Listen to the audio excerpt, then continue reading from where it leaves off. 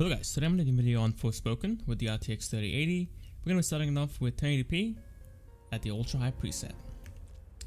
So jumping into the settings and then display, playing the game at 1080p, max FPS is 120 in this game, but everything's disabled, and you got the graphics, the ultra high preset, and these are the rest of the settings.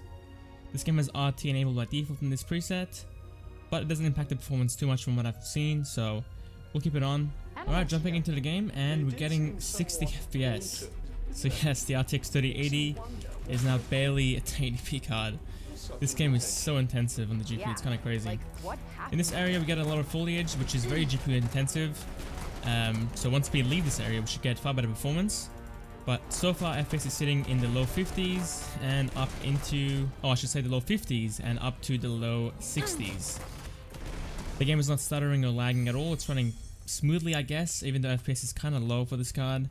Now just keep in mind that we can go and play on the lower presets of around high or standard, and your FPS will be far higher, sitting in the 70s and 60s, more consistently anyway. And the quality difference isn't really too far off either, playing at high versus playing at ultra high. The game is stuttering a little bit, it feels like here. Doesn't really feel the smoothest, but FPS is able to sit around 60. Not too bad. Now if you want to play the game at the ultra high preset anyway with this card, then you can use DLSS to gain some FPS back.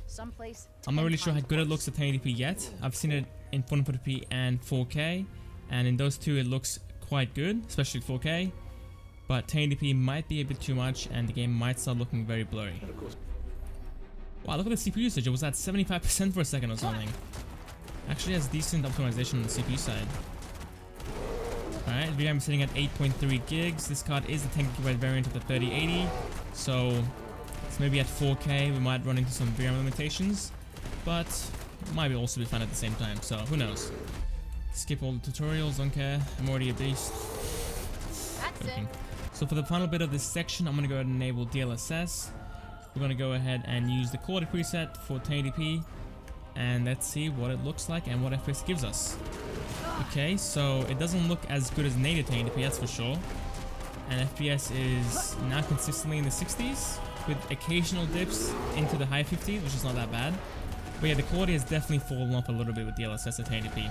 But it is an option if you want to play the game at the ultra high preset with this card at 1080p and get a 60 FPS experience, which is a funny thing to say. Now one thing I should mention about this game is that you will need a lot of RAM.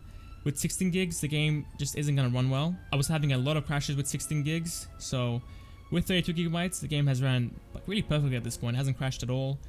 But yeah, with 16 gigabytes, it was crashing every 30 seconds. It was pretty awful. And any settings that I changed would also cause a crash as well.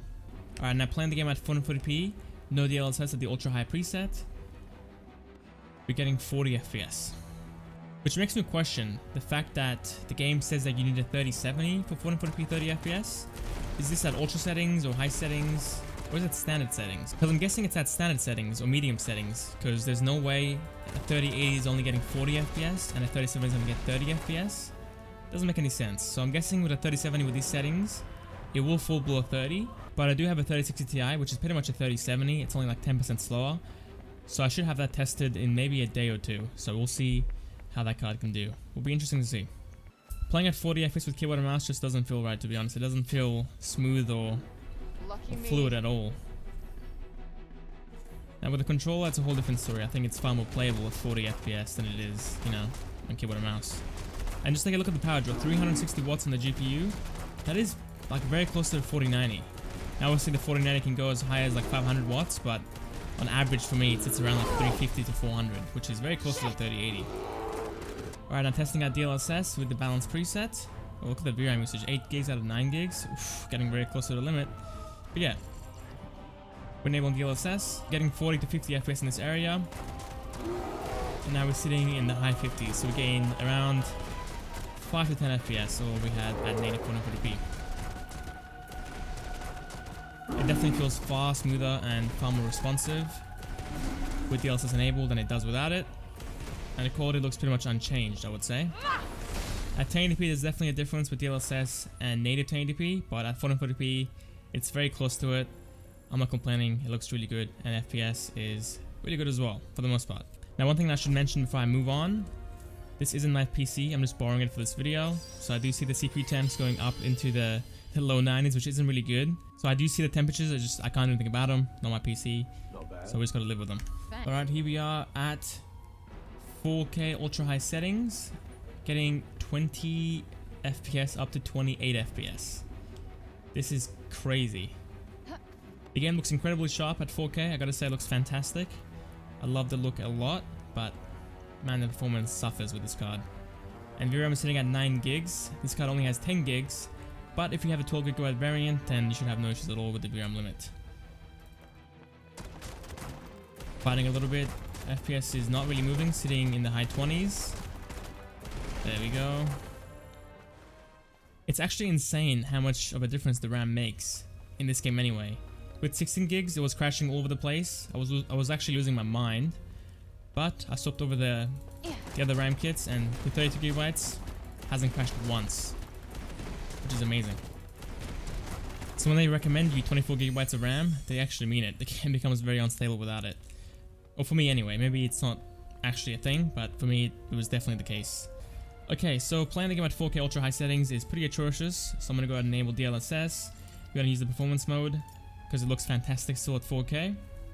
And getting 50 FPS almost.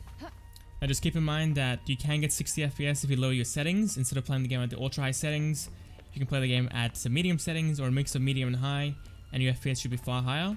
And the quality loss isn't very big, it's very minimal, and the FPS gains are massive. So, and this is normally the case in these type of games where the ultra high settings is just super taxing, and it gives you a small boost in quality. So it's not really worth doing, but again, for the sake of the video, we'll be testing it out so we can see how intensive this game really is. Alright, let's go and scan this area.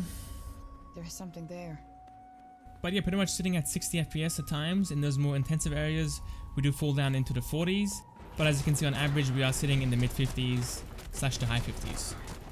And the game feels pretty smooth at this point. I can't really tell the difference between 55 FPS to 60 FPS. So I think for most people, this is definitely usable and definitely viable if you like this game. Alright, I think that's pretty much it, guys. Thank you guys for watching. Hope you guys enjoyed. And I'll see you guys tonight for FORSPOKEN on the Steam Deck. See you guys there. Alright, it's been like 30 minutes, but I finally was able to push it up to 1440p. The game wouldn't stop crashing. This is an awful experience so far. I'm hating it. But I press and record, 3, 2, 1, and click. And another crash. I'm very surprised that we're getting held back. Oh, the game crashed again.